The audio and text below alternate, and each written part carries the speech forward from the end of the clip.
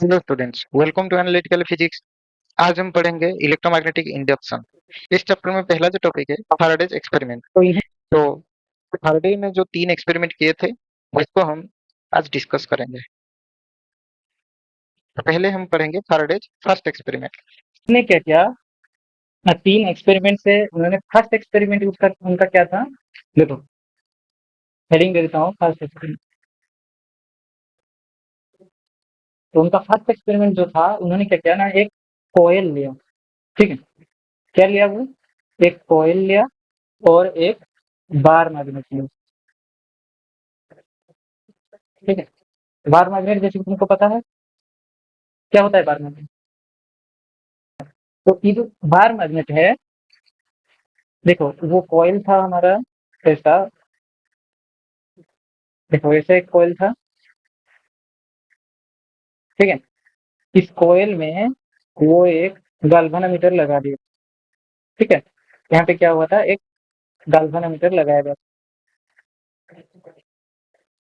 हाँ, ये जो गाल्वेनोमीटर है ये हमारा कोयल है, इसको सी दे दो। ठीक है, और यहाँ पे हमारा क्या है, बार मैग्नेट।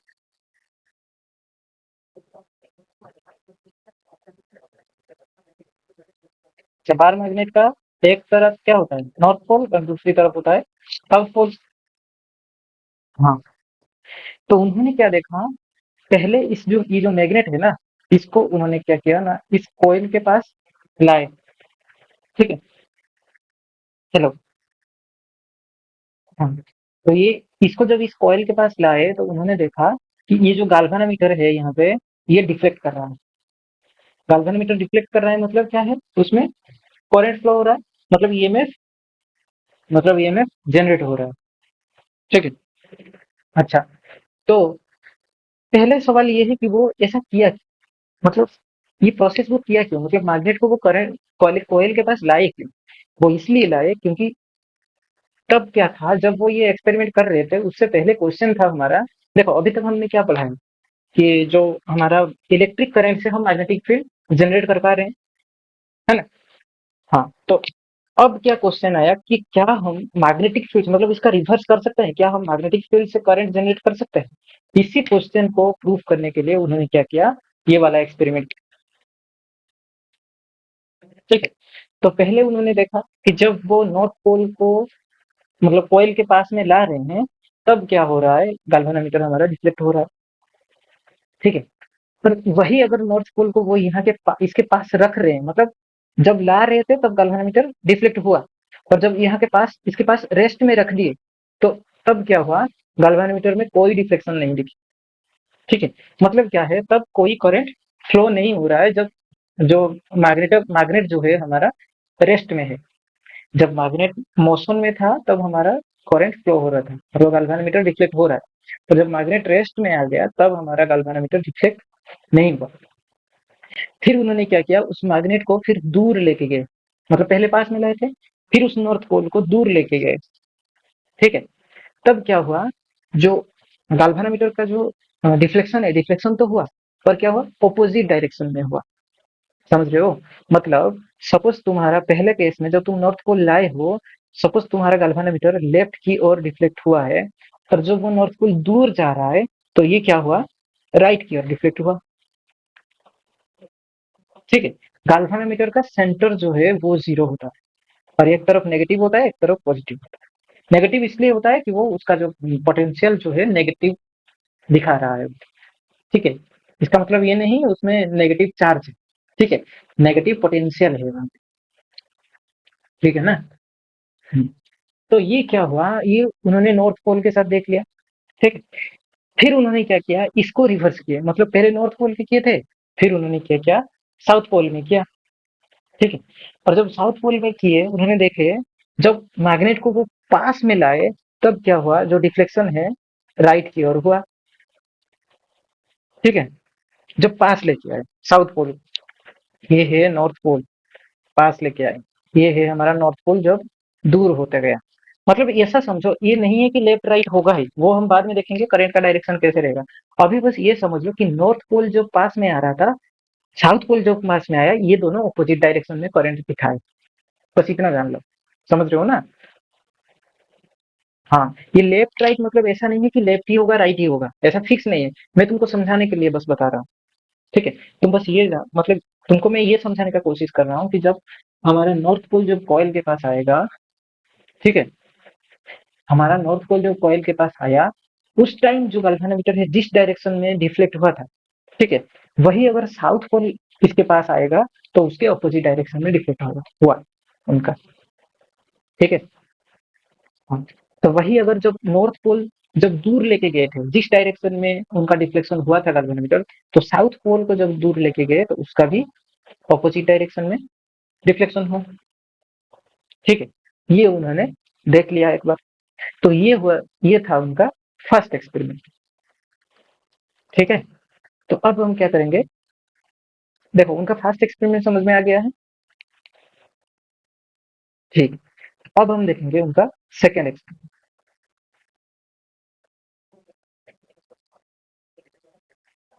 देखो सेकेंड एक्सपेरिमेंट में उन्होंने क्या किया, एक तो पहला कॉइल ये था, वो वाला कॉइल ये, ठीक है, इसमें क्या लगा था गैल्वेनोमीटर, ठीक है, और उन्होंने क्या किया, एक करंट कैरिंग लूप वाला कॉइल बना। ठीक है, मतलब तुम ऐसे भी कर सकते हो, देखो एक कॉइल ऐसा है जिसमें करंट फ्लो हो रहा है। ठीक है, इसमें क्या हो रहा है, करंट फ्लो हो रहा है।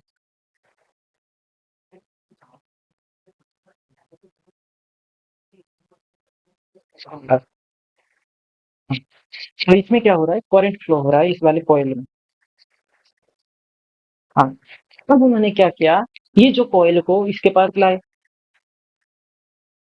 है ना। हाँ, तो ये जो कॉइल अगर इसके पास आया तो वही हुआ, देखो वही क्या हुआ ना, कॉइल को जब इसके पास लाए गैल्वेनोमीटर में डिफ्लेक्शन दिखी, और जब उस कॉइल को दूर लेके गए गैल्वेनोमीटर में डिफ्लेक्शन दिखी, और जब कॉइल को उसके पास रखे गैल्वेनोमीटर में कोई रिफ्लेक्शन नहीं दिखी।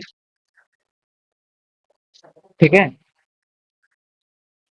हाँ, तो उन्होंने, हाँ बता रहा हूँ, देखो जब कॉइल को उन्होंने, इसमें करंट फ्लो हो रहा है, कॉइल में करंट फ्लो हो रहा है, ठीक है, उसको जब ये कॉइल इस कॉइल के पास लाए तो यहाँ पे ये क्या हुआ, मतलब डिफ्लेक्शन दिखा गैल्वेनोमीटर में।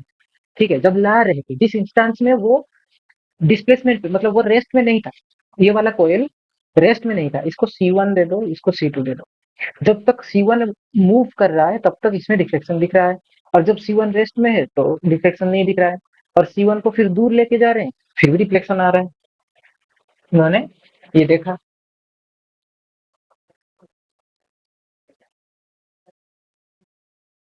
हम्म, हम्म, हम्म, हम तो वही तो कर रहे हैं ना, C1 को तो C2 के पास ही ले रहे हैं ना। हाँ, तो रख दिया, देखो रख दिया, वही तो तुमको बोल रहा हूँ, जब रख दिया हम लोग इसको तब कोई डिफ्लेक्शन नहीं हो रहा है, जब रेस्ट में रह रहा है कोई डिफ्लेक्शन नहीं हो रहा। ठीक है, तो इसमें क्या पता चल रहा है, देखो ये जो करंट कैरिंग कॉइल है इसके वजह से मैग्नेटिक फील्ड जनरेट होगा कि नहीं। चलो, ये जो C1 लूप है इसमें करंट जा रहा है, इस डायरेक्शन में मान लो करंट जा रहा है आई करंट, इस लूप में मैग्नेटिक फील्ड क्रिएट होगा कि नहीं, होगा। अगर यहाँ पे मैग्नेटिक फील्ड क्रिएट हो रहा है किसके वजह से, करंट की वजह से मैग्नेटिक फील्ड क्रिएट हो रहा है। अच्छा, इसमें देखो ये एक सोलेनोइड जैसा दिख रहा है तुमको, हम पढ़े थे कि एक करंट कैरिंग लूप का जो जब एक करंट कैरिंग लूप में मैग्नेटिक फील्ड जनरेट होता है, अगर वो लॉन्ग हुआ तो एक तरफ ये क्या होता है, एक बार मैग्नेट जैसा बिहेव करता है, ये पढ़े थे हम। हम्म, तो ये देखो इसका मान लो इस करंट के डायरेक्शन से देखो हम तो पता कर सकते हैं कि कौन सा अ, हमारा नॉर्थ पोल है और कौन सा साउथ पोल है। अब हम डायरेक्शन को छोड़ रहे हैं, ठीक है, बस ये देख रहे हैं कि इसमें करंट पोल, मान लो ये हमारा नॉर्थ पोल है, ऐसा फिक्स नहीं है कि नॉर्थ पोल ही होगा, जब हम राइट हैंड थंब रूल लगाएंगे तब हमको पता चलेगा कि क्या है। मान लो ये नॉर्थ पोल है तो ये साउथ होगा, करंट कैरिंग लूप का जो हम पिछले चैप्टर में पढ़ के आए हैं, तो ये साउथ होगा ना। अच्छा, तो इसके वजह से यहाँ पे क्या हुआ, मैग्नेटिक फील्ड का वजह से यहाँ पे करंट डिफ्लेक्शन हुआ, और इसको भी वैसे रिवर्स करके देखें वो डिफ्लेक्शन हुआ। ठीक है। हाँ, फिर उन्होंने थर्ड एक्सपेरिमेंट में क्या किया, इसको थोड़ा मतलब उनको थोड़ा थोड़ा कंक्लूजन उनको आइडिया आ गया। फिर थर्ड में उन्होंने क्या किए ना, हाँ उनका थर्ड एक्सपेरिमेंट देखो। थर्ड एक्सपेरिमेंट में उन्होंने क्या किया ना, ये जो कॉइल था ये तो जैसा था वैसा ही है।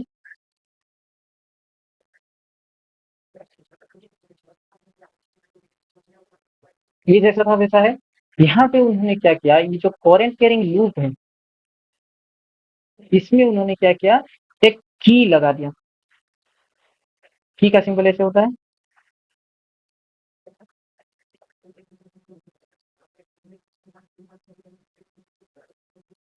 उन्होंने क्या किया, एक की लगा दिया। ये क्या है, की मतलब क्या है, स्विच।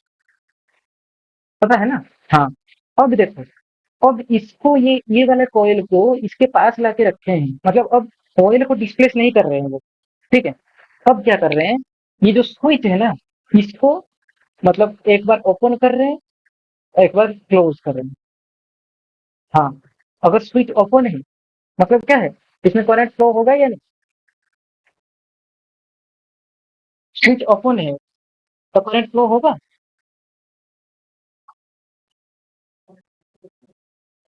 हाँ। हाँ, जब हमारा की ओपन रहता है मतलब सर्किट ओपन है। की ओपन का मतलब हमारा सर्किट ओपन है। सर्किट ओपन है मतलब उसमें करंट फ्लो नहीं है। की क्लोज है मतलब सर्किट क्लोज है तो उसमें करंट फ्लो होगा।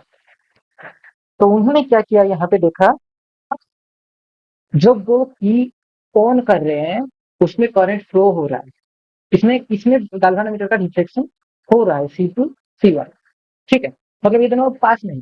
मैंने दूर कर दिया, ये दोनों पास में ही है। ठीक है, क्लोज डिस्टेंस में है। अच्छा, ये जो गाल्वानोमीटर का डिफ्लेक्शन हो रहा है और फिर उन्होंने स्विच को ऑफ करके देखा, उसमें भी क्या हो रहा है, जो डिफ्लेक्शन है दिख रहा है। ठीक है। तो पहले उन्होंने ऑन करके देखा, डिफ्लेक्शन हो रहा है। ऑफ करके देखा, डिफ्लेक्शन हो रहा है। पर इसमें वो क्या देखे, बस एक शॉर्ट इंस्टेंस के लिए, मतलब एक छोटे से टाइम के लिए ही डिफ्लेक्शन हो रहा है। देखो क्यों छोटे से टाइम के लिए, और वो छोटा सा टाइम कौन सा है, देखो ये जो की है ना, ये जो की, देखो ये जो की को ओपन और क्लोज क्लोज करने में जितना टाइम लगता है, ठीक है, इस की को ओपन और क्लोज करने में जितना टाइम लगता है, फ्रैक्शन ऑफ सेकंड लगता है कि नहीं, ऑब्वियसली। बस वही छोटे से टाइम फ्रेम के लिए इसमें डिफ्लेक्शन हो रहा है। और अगर तुम कंटिन्यूअसली जो सर्किट को ओपन करके रखोगे तो भी कोई डिफ्लेक्शन नहीं दिखे, और अगर तुम कंटिन्यूअसली क्लोज करके रखोगे तो भी कोई डिफ्लेक्शन नहीं दिखे। समझ में आ रहा है मेरी बात। हाँ। तो इससे तुमको कंक्लूजन क्या पता चला, मतलब किसके वजह से इसमें जो है मैग्नेटिक सॉरी जो है इलेक्ट्रिक करंट आ रहा है, मतलब इसका कॉज क्या है, अब तुमको पता चल रहा है कि इसका कॉज क्या हो सकता है, कुछ आइडिया आ रहा है। देखो, इसमें बेसिकली क्या हो रहा है, तीनों एक्सपेरिमेंट में एक ही कॉमन चीज हमको देखने को मिल रहा है। देखो, अगर हम इसको डिफ्लेक्ट मतलब डिस्प्लेस कर रहे हैं मैग्नेटिक मैग्नेट को, ये तो बार मैग्नेट है, ये बार मैग्नेट जैसा है। बाकी ये थर्ड केस को देखेंगे बाद में। देखो इसमें क्या हो रहा है दोनों में, जब हम मैग्नेट को डिस्प्लेस कर रहे हैं उस टाइम क्या हो रहा है, देखो ये जो कॉइल के ऊपर ना, ये जो कॉइल के ऊपर जो दोनों केस में, ये कॉइल के ऊपर जो नेट मैग्नेटिक फील्ड है, जो नेट मैग्नेटिक फील्ड है, ये क्या हो रहा है, चेंज हो रहा है। कैसे चेंज हो रहा है, क्यों चेंज हो रहा है, क्योंकि हम इसका डिस्टेंस चेंज कर रहे हैं। अगर डिस्टेंस चेंज होगा तो ऑब्वियसली ना मैग्नेटिक फील्ड चेंज होगा। अरे मैग्नेटिक के फॉर्मूला में जो बायर समझ लो था हमारा, उसमें क्या है, इनवर्सली प्रोपोर्शनल टू डिस्टेंस था, स्क्वायर ऑफ द डिस्टेंस था। हाँ, तो इसमें अगर ये डिस्टेंस चेंज हो रहा है मतलब डिस्प्लेस हो रहा है, वो इधर उधर हो रहा है, तो डिस्टेंस चेंज हो रहा है उसमें। तो इसका मतलब मैग्नेटिक फील्ड चेंज हो रहा है, इस कोयल के ऊपर नेट इफेक्टिव मैग्नेटिक फील्ड दोनों में चेंज हो रहा है। ये हमको, ये पूरा हम विजुअलाइज कर सकते हैं ये दोनों केस में। ठीक है। और ये थर्ड एक्सपेरिमेंट में भी वही हो रहा है। पर ये क्या है, ये दोनों केस में हमको जितना प्रिसाइजली देखने को मिलता है इसमें वो हम विजुअलाइज नहीं कर पा रहे। अब मैं तुमको वही विजुअलाइज कराऊंगा। देखो, जब हम इस स्विच को ऑन करते हैं ना, है ना, जब हम ये स्विच को ऑन कर रहे हैं, इस स्विच को ऑन करने के वक्त मतलब जो स्मॉल इंस्टेंस में बोला, तो वो स्मॉल इंस्टेंस में क्या होगा, इसमें जीरो करंट था, जब ऑफ था जीरो करंट था, ठीक है। और जब मैं ऑन कर दिया तो इसमें कुछ भी अमाउंट ऑफ करंट फ्लो होगा, आई मान लेते हैं। तो करंट फ्लो हुआ कि नहीं, मतलब जीरो से आई हुआ, करंट जो था हमारा जीरो से आई हुआ, है कि नहीं। अच्छा, अगर जीरो से आई हो रहा है करंट, तो मतलब करंट चेंज हो रहा है इसमें, इसमें हमको चेंज इन करंट दिख रहा है। अच्छा, करंट चेंज हो रहा है मतलब बाय सवाट लॉ में हम ये भी पढ़े हैं, जो मैग्नेटिक फील्ड बी है, ये क्या होता है, डायरेक्टली प्रोपोर्शनल टू आई होता है ना। करंट चेंज हो रहा है, करंट देखो जीरो से आई जो हुआ, ऐसा इसका मतलब ये नहीं कि वो डायरेक्ट आई हो गया, ऐसा तो नहीं है ना। वो जीरो से थोड़ा थोड़ा इंक्रीज होकर आई हुआ होगा, है कि नहीं। हाँ, तो ये क्या हुआ, मैग्नेटिक फील्ड इसमें भी चेंज हो रहा है कि नहीं। मैग्नेटिक फील्ड अगर करंट जीरो से आई हो रहा है, तो इसमें मैग्नेटिक फील्ड भी जीरो से बी हो रहा है। तो मैग्नेटिक फील्ड इसमें क्या हुआ, चेंज हो रहा है मैग्नेटिक फील्ड, ठीक है। हाँ, और जब ऑफ कर रहे हैं स्विच को, देखो जब ऑफ कर रहे हैं तब हमारा पहला करंट क्या था, इनिशियल करंट आई था। स्विच ऑफ करेंगे तो करंट क्या हो जाएगा, जीरो हो जाएगा। जब ओपन रहेगा हमारा स्विच, जब ओपन रहेगा आई आई से जीरो होगा, तो बी जो है हमारा, बी से जीरो होगा मैग्नेटिक फील्ड। तो ये जो यहाँ पे भी हमें चेंज इन मैग्नेटिक फील्ड दिखी, तो तीनों केस में मैग्नेटिक फील्ड चेंज हो रहे हैं। इसके वजह से क्या हो रहा है, हमारा जो करंट है डिफ्लेक्शन दिखा रहा है, हमारा जो गाल्वानोमीटर है डिफ्लेक्शन शो कर रहा है, मतलब सर्किट में करंट फ्लो हो रहा है due to the change in magnetic field, ठीक है। अच्छा, ये किसने देखा, फैराडे ने,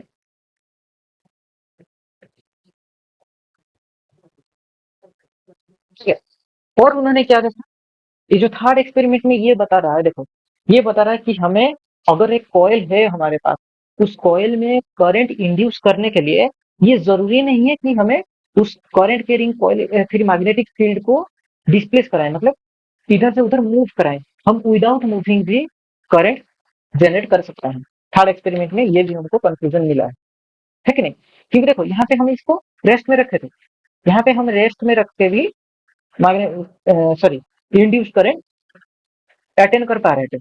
हाँ, पर यहाँ पे क्या हो रहा था, यहाँ पे रेस्ट में रख के नहीं हो रहा था। पर हमें कंक्लूजन यह मिला कि ये मैंडेटरी नहीं है कि हमेशा रेस्ट में रहेगा तो जीरो इंड्यूस करंट आएगा। तो हम रेस्ट में रख के इंड्यूस करंट भी क्रिएट कर सकते हैं, ठीक है। तो ये हमने देखा कि ये जो मैग्नेटिक फील्ड है, इसके चेंज होने की वजह से हमें इंड्यूस्ड ईएमएफ दिख रहा है, ठीक है। हाँ, तो इसी को देखकर फैराडे ने एक लॉ दिया, जिसको हम बोलते हैं Faraday laws of EMI. EMI, हाँ, उनका क्या है, दो लॉ है।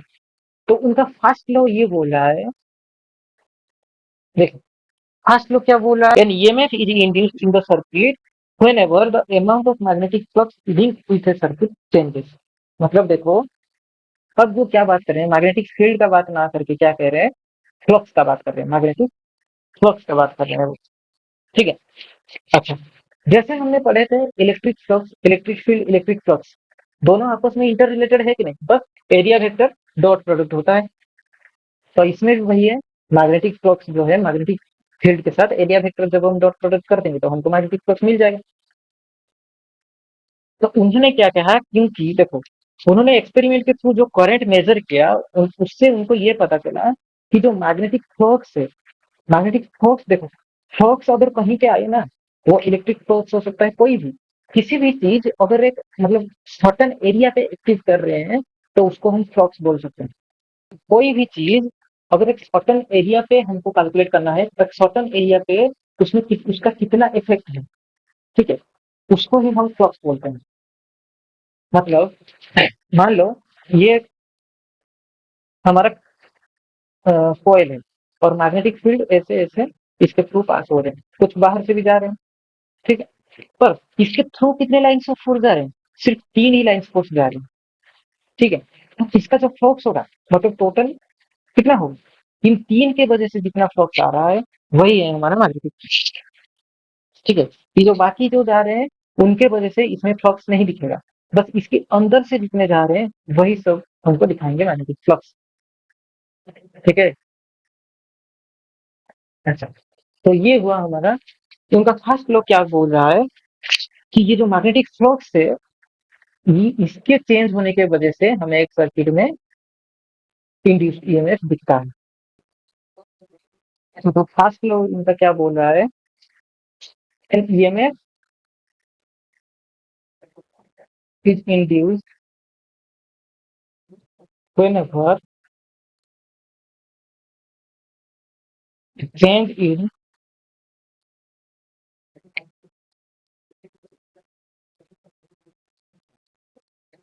magnetic flux is seen through a coil, ठीक है? या फिर ऐसे तुम बोल सकते हो इसको, an EMF is induced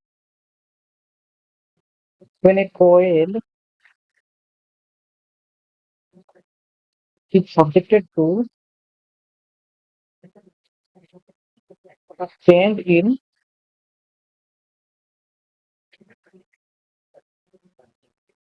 magnetic flux, ठीक? ये है इनका first law.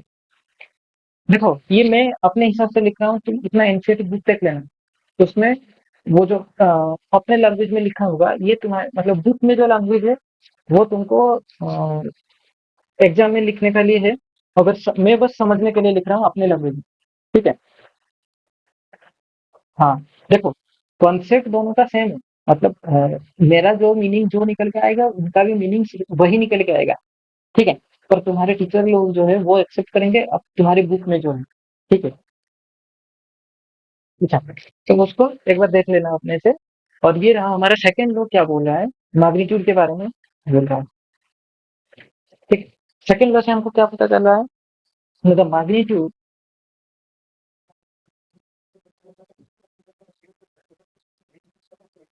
induced EMF in a coil is equal to the rate change of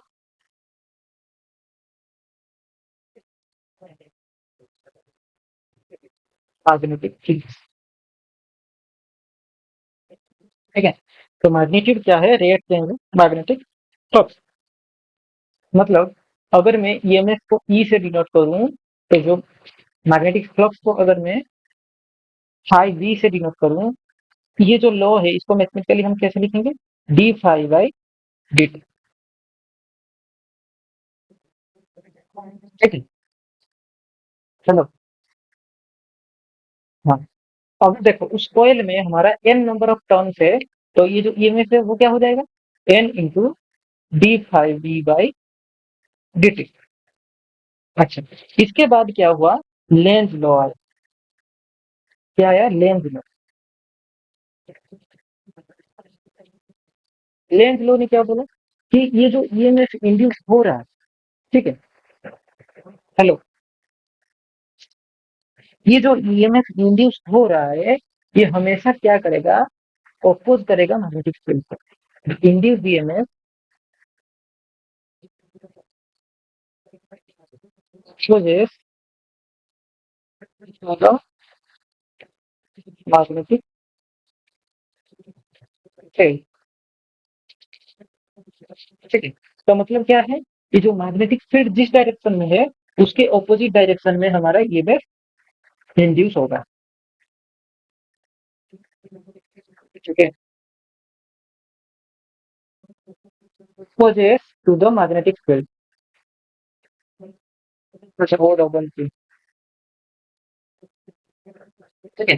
तो induce EMF opposite to the magnetic field, मतलब ईएमएफ इंड्यूस होगा वो मैग्नेटिक फील्ड से field तो ऑपोजिट होगा। तो मतलब ये जो ऊपर वाला इक्वेशन है ना, ईएमएफ ई इक्वल टू हमारा क्या हो जाएगा, minus ten d phi b by d t. ठीक है, देखो यहाँ पे हमारा मैग्नेटिक फील्ड है, और ये जो ईएमएफ अगर उसका ऑपोजिट डायरेक्शन में हुआ, बस नेगेटिव साइन लग गया तो ऑपोजिट साइड में आ गया, है कि नहीं। मान लो हमारा मैग्नेटिक फील्ड अगर इनसाइड है तो ईएमएफ क्या होगा, आउटसाइड में। ठीक है, अच्छा, ये हो गया पूरा फैराडेज लॉ का डेरिवेशन और डिस्क्रिप्शन इन शॉर्ट। तुम इसको अपने एनसीईआरटी बुक को देख लेना एक बार, पूरा स्टोरी लिखा हुआ है उसमें शायद। ठीक है, उसको देख लेना, पूरा स्टोरी पढ़ लेना, बस उसका स्टोरी का जो बेस है वो तुमको मैंने समझा दिया, उसका समरी तुमको बता दिया। अब हम पहले फोकस करेंगे फ्लक्स के ऊपर।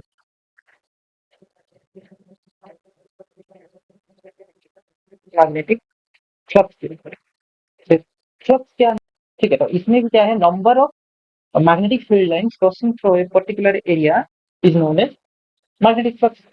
तो ये जो मैग्नेटिक फ्लक्स है, हम ऐसे लिख सकते हैं, phi b is equals to b dot d s या फिर डी एस।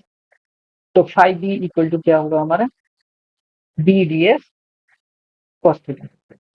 ठीक है, और ये स्केलर क्वांटिटी है।